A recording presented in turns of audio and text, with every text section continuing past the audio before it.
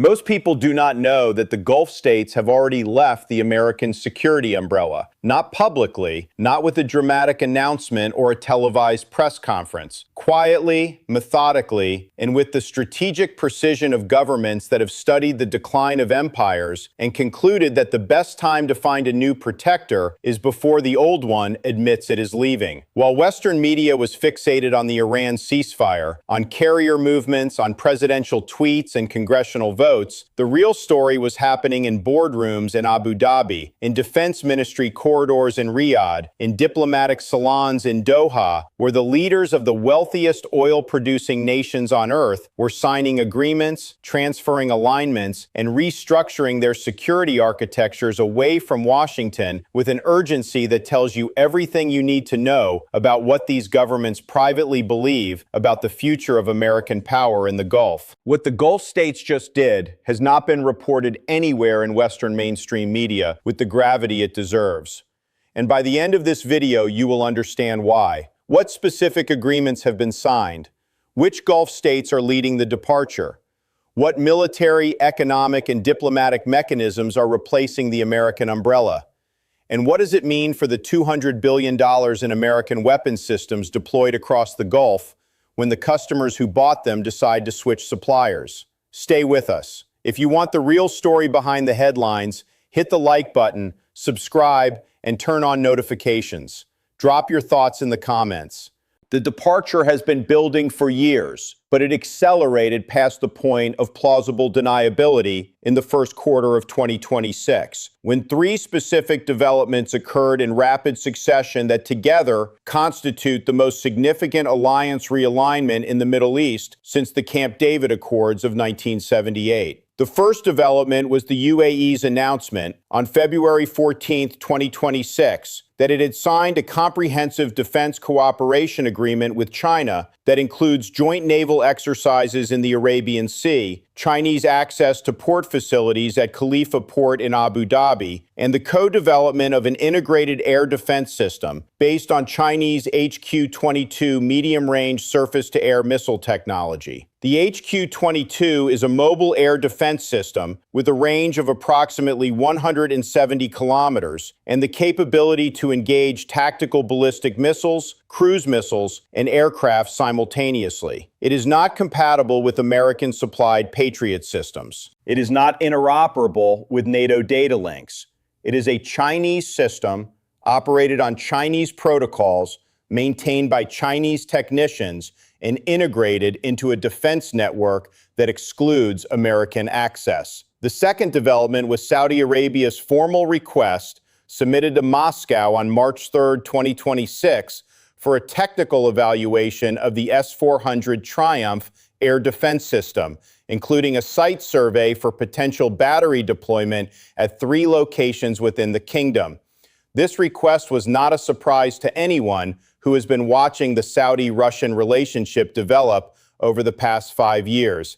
But it was a surprise to the State Department, which had been assured through diplomatic channels that Saudi Arabia would not pursue Russian air defense systems as long as the United States maintained its security commitment to the kingdom. The Saudi response, conveyed through private channels, was reportedly devastating in its simplicity. The commitment is no longer credible, and we are no longer willing to bet our survival on it. The third development was Qatar's announcement on March 19, 2026, that it had invited the Chinese Navy to conduct a port visit to Hamad Port, the first Chinese naval visit to Qatar in history, and that discussions were underway for a permanent Chinese naval logistics facility in Qatari waters. Qatar hosts Al Udeid Air Base, the largest American military installation in the Middle East, home to the Combined Air Operations Center that coordinates all American and coalition air operations across the Central Command Theater. The spectacle of Chinese warships docking at a port 35 kilometers from the largest American airbase in the region is not subtle. It is a message delivered in steel and salt water. Qatar is hedging. Qatar is hedging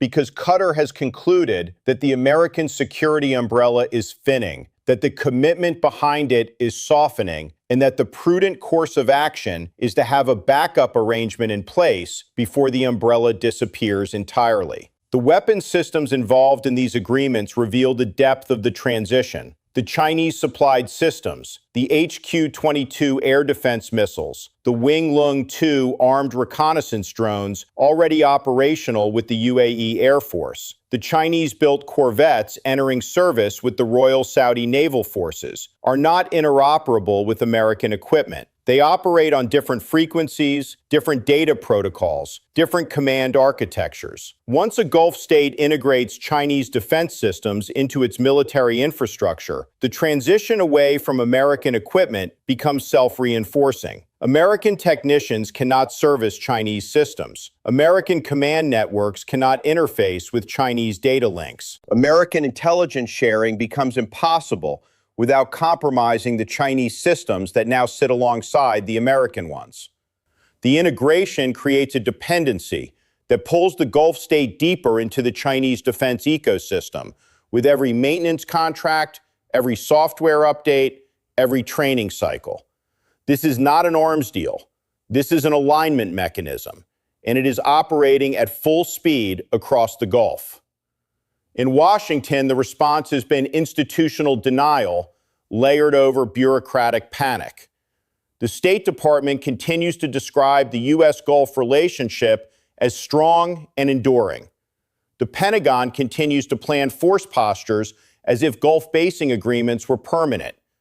But behind a diplomatic facade, the reality is being processed with growing alarm. Bahrain, which hosts the U.S. Fifth Fleet headquarters, has opened preliminary discussions with China about port development at the Khalifa bin Salman port, discussions that the Bahraini government has framed as commercial, but that the Pentagon views as a potential precursor to Chinese naval access. Kuwait, which has hosted American forces since its liberation in 1991, has reduced the scope of its annual bilateral military exercise with the United States for the third consecutive year, while expanding its defense relationship with Turkey and Pakistan. Oman, which has provided the United States with critical overflight and basing access since the 1980s, has signed a defense cooperation memorandum with India that includes joint patrol arrangements in the Arabian Sea. In Beijing, the Gulf transition is being managed with the patient determination of a power that knows time is on its side.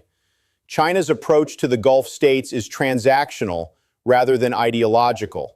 China does not lecture Gulf monarchies about human rights, does not condition arms sales on democratic governance, does not demand political reform as a prerequisite for defense cooperation. China offers infrastructure, technology, weapons, and diplomatic respect without the conditions, the restrictions, and the congressional oversight that have made the United States an increasingly difficult partner for governments that view external interference in their domestic affairs as an existential threat. The Chinese offer is simple. We will sell you what you want, build what you need, and keep our opinions about how you run your country to ourselves. For Gulf monarchies that have watched American partners impose conditions, restrict exports, delay approvals, and publicly criticize their internal policies, the Chinese alternative is not just attractive, it is irresistible. In Moscow, Russia observes the Gulf transition as confirmation of its long-held thesis that American alliances in the Middle East were always transactional arrangements disguised as permanent partnerships, maintained only as long as the United States could offer security guarantees that no competitor could match. The moment competitors appeared with credible alternatives, the transaction shifted. In New Delhi, India is positioning itself as a third option for Gulf security cooperation, leveraging its geographic proximity, its diaspora population, and its growing naval capability to build bilateral relationships that are neither American-dependent nor Chinese-dominated. In Ankara, Turkey is deepening its defense industrial relationships with Gulf clients, offering the Bayraktar TB2 drone, the Heiser air defense system, and the Milgem corvette as alternatives to both American and Chinese platforms. First,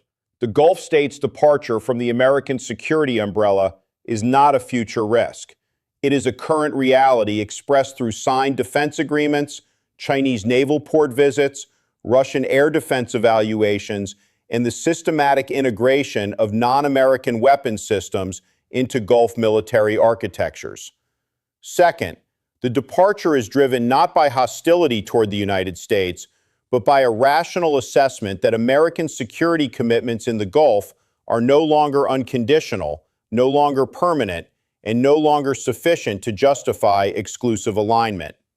Third, the cascading integration of Chinese defense systems creates a self-reinforcing dependency cycle that cannot be reversed by American diplomatic pressure because the technical incompatibilities between Chinese and American platforms make dual integration impossible. Fourth, the $200 billion in American weapons systems currently deployed across the Gulf states represents a depreciating asset for American influence because the customers are actively planning to replace those systems with alternatives that do not come with American strings attached. This is the story they did not want you to see. Not because it is secret. The agreements are public, the port visits are documented, the defense cooperation memoranda are filed with international registries. They did not want you to see it because seeing it clearly means accepting that the most expensive security architecture the United States has ever built in any region of the world,